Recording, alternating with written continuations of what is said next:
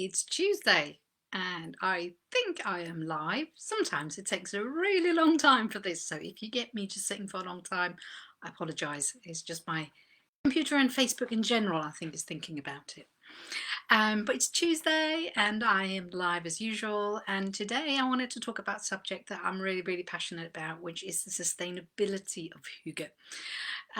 So we all want to have Hygge, we also want to have plenty of Hygge in our life, but if it's not sustainable, and that has like a two-prong approach to it, but if it's not sustainable, how are we going to ensure that we can keep going with it? And hi Tina, you beat me to it. Yes, if you're watching live, then put live in the comments, or an emoji, hopefully it's a good one. If you are watching this on replay, then let me know that as well by putting in a hashtag replay. So I'm doing these talks for you. So also if you are on live, then make sure you ask questions. You can shape this talk, this conversation. Yeah, ask away. Sometimes there is a bit of a delay on Facebook as well. So if I don't answer straight away, I will do my best to come back to you. And also, obviously, and I mention this probably every week, but I'm really trying to remind myself as well, if you engage by either sending an emoji or liking this video or whatever, it means that more people will be made aware that this video has taken place, and they can then choose to dive in and hopefully gain something from this talk and the information that I'm sharing. So, sustainability and Hygge. So my really big one, actually one of the reasons that I set up this group in the first place was because I wanted to make sure that people are clear on one very fundamental thing about Hygge, and that is that it's not something that you buy, it's something that you create. And you might have heard me say that before, which is great, but I will then just reinforce it, because often I see things displayed in a certain way, so it looks like if you buy certain things or accessorize your home in a certain way, that it will then be Hygge. Okay, now Hygge is not something that you buy, it's not a commercial thing, but obviously you can improve your settings, and that's fine too. But that's a very key thing, the fact that Hygge is more a mindset. And to be quite honest, I had a long discussion the other day with someone about this.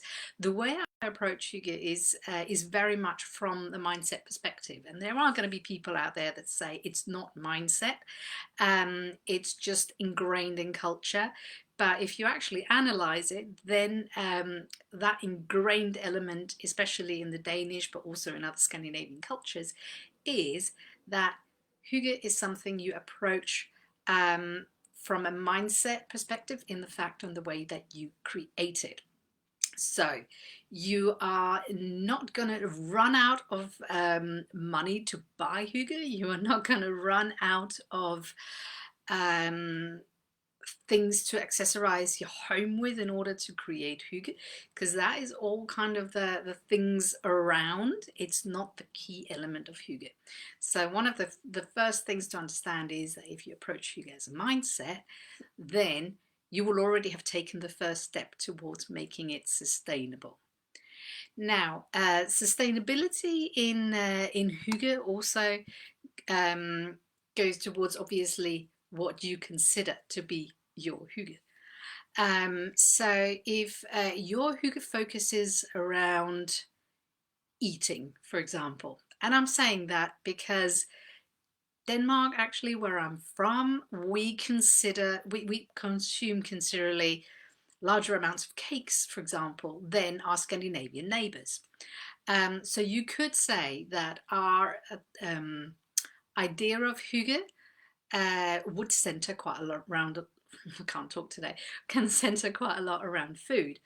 But that's only one element of it. But obviously, if that's the key element, then that becomes a problem. And food is, if you look culturally as well across the world, food, it will often be something that's involved, especially if you have to invite people into your home, because you want to gift them and make them feel welcome. It's kind of an energy exchange, if you like, okay? But also it's kind of sharing the best that you have with people. And it completely sidetracking now, but it reminds me of a time when I was traveling in Africa, and we were basically we were camping our way through Africa, East Africa, and we set up camp on this field because it was getting dark, we couldn't get anywhere. And the farmer and his wife, they come out offering us milk because, you know, we were their guests on their land and they wanted to ensure that we were happy. And this family had one cow, so, you know, the milk that they were offering us was hugely important and symbolic, really. So you have this around all cultures, that food is often a part of it. And I think we all need to food and drink, and we all need to eat and drink. So that's a beautiful element, but your hygge doesn't need to necessarily be set around it, nor does it need to be set around um, food and drink that isn't good for you.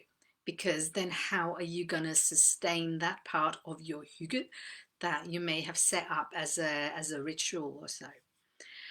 Um, So Tina just put in, so I need to determine what my hygge is. I've been thinking about this question. Well, yeah, I mean, hygge can be many different things, and I'll come on to it a bit more at the end. If I don't seem to answer your question, Tina, then make sure you remind me in the comments. But hopefully, I'll get there. So in Denmark, we have often this we have this expression called fredagsslik, which is like the Friday candy. And in Sweden, they have the Saturday mus, which is basically the Saturday candy. So that's normally the day of the week where children are allowed sweets. And because it's something that happens once a week. So children don't normally eat a lot of sweets or anything like that at other times during the week, but they have like one day a week where they will get a little bag or something, and that will then be something to look forward to. I'll give an example. So my son, he started very briefly before the whole COVID pandemic. He started in a Danish school that took place every other Saturday, and they would have like you could buy some Danish sweets and things like that. And I am normally very much against giving my son too much sugar and sugary stuff. But he was very excited about this. So in a way that was a bit like having that, you know, that treat, that occasional treat, which was, you know, like every other Saturday, where he could spend maybe £1, you know, to buy a handful of sweets. And that is, I would say, a sustainable way to have the hygge, because you know that it's not every day. So the problem is kind of if your hygge centers around having a cream cake every day, even every other day, then you would obviously have to look at whether that's a sustainable thing, and whether you have actually told your brain that this is hygge and therefore it's allowed. Whereas in fact that's your interpretation of it. So if that's what you tell yourself, then it's going to be harder to not have that as part of your hygge going forwards. So it's worth thinking about the sustainability of your hygge. I'll come back to it later, actually, yes, because there's another approach, and I'm still thinking about what you said, Tina, that determining what my hygge is. Another very important part of a part of hygge, sorry, is nature. And if you've been in my group for a while, you'll know that I keep banging on about nature. But nature is an integrated part of hygge in Scandinavia and also in Denmark. And it's been said that hygge's kind of been invented as a way to cope with harsh climates, dark winters, and it's a way of coping, you know, and creating pockets of contentment and safety, you know, in your life where you can retreat to and know that everything's going to be okay and everything is good. And I think to some extent that's true, but it goes further than that. So nature is in Scandinavia, we would say you can't have hygge and not have nature. And how does that display itself? Well, if you think about the iconic pictures of people in front of fireplaces and things like that, you would think, what does that have to do with nature? Well, it has everything to do with nature, because you would be affected by nature outside. You might have been outside, you might have been exposed to the cold, or the wind and the snow and everything, you know, is creating a sense of connection with nature. It makes you feel very much that nature is embracing you. It's a big part of your life. It could also be that obviously fire and wood is also very much a part of nature, so therein you could also see the connection. It could also be that your hygge is to be outside having a drink in your garden. And again, that's a beautiful way of connecting with hygge, because hygge is more than just being inside. It's much more than that. And in fact, I'm not going to start listing 25 different ways of hygge, because I've seen that done in certain places, and I'm thinking that's irrelevant, because hygge is very, very subjective. But if you ask any Scandinavian, they will say that nature is a very important part of that, because nature brings us back to our core self, if you like. We are nature as well. And sometimes we forget that in our very busy lives, where we are surrounded by a lot of technology and we live in houses, maybe with central heating. We don't really need to expose ourselves to nature. We can go from an air-conditioned home into an air-conditioned car into an air-conditioned mall during the summer, or replace it with heated, you know, during the winter. But there's nothing like nature to kind of bring us into that present moment, and to also make us just really aware of the moment. And that is one of the key elements of hygge as well, is to kind of allow yourself, give yourself that permission to be in that moment, and to, yeah, feel it, you know, embrace it, and breathe it. Because hygge is very much that. It's like taking that time out, enjoying that moment, whether that's on your own or with other people, and not trying to think in the moments ahead, but being in that moment fully. And there's nothing like nature to kind of help us do that. Whether it's outside, as I said, connecting with the outsides, or bringing the outsides into our home. And again, yes, Tina put in, I'm here now. Yes, exactly. It's that thing that hygge really brings you back to that moment that you are here now. But the sustainability aspect in that then is very much to also be a guardian of that nature. So obviously, if your hygge is being in your garden or being with your dog, then I guess it's going to be quite self-explanatory that you're going to take care of that garden, you're going to take care of your dog, because it kind of builds the framework around hygge, or is an essential part of your hygge. Now, if you think, oh, nature is not part of my hygge, then I would like you to maybe flip it on its head and think about how that actually is a part of your hygge. So if your hygge is either having a fire in your garden and a fire pan, or maybe you've got a fireplace inside that you like to have going, especially in the colder months, maybe not so much now, then consider where that firewood is coming from. So some people will argue that maybe fires are not actually sustainable, you know, full stop. And yes, they release CO2. But therein also lies the responsibility from us to kind of know, where does that wood come from, and are there other trees that are being planted in their place. So I keep going on about fires. You've probably seen me post quite a few times on here. So the firewood that we tend to get is very much from our own land. It's fallen down branches or trees that have fallen over in the storm, and we always make sure that other trees are planted in their place. it might be that your hygge is when you sit down with your favorite cup of tea or cup of coffee. And then you might think, oh, there's not much sustainability in that because I'm maybe inside or I'm just looking out. But I would then say you could think about the sustainability of your coffee beans and your tea. You know, where does that come from? And you might say, why does that make a difference? Because it's a way for you to connect with nature in that moment. And you are hoping that that coffee or that tea will do something for you, either give you energy or just give you enjoyment and pleasure. And it's then taking the time to also actually elevating that, because you've chosen that it's a special moment, so you should also choose to have like special, a special cup of coffee, not just any kind of cup of coffee maybe, but something that really elevates it. And I actually wrote the word down luxury, and I don't know if it's the right one, because I think luxury is sometimes confused with being expensive, and that's not the point. It's luxury as in a meaning of being something special. Okay.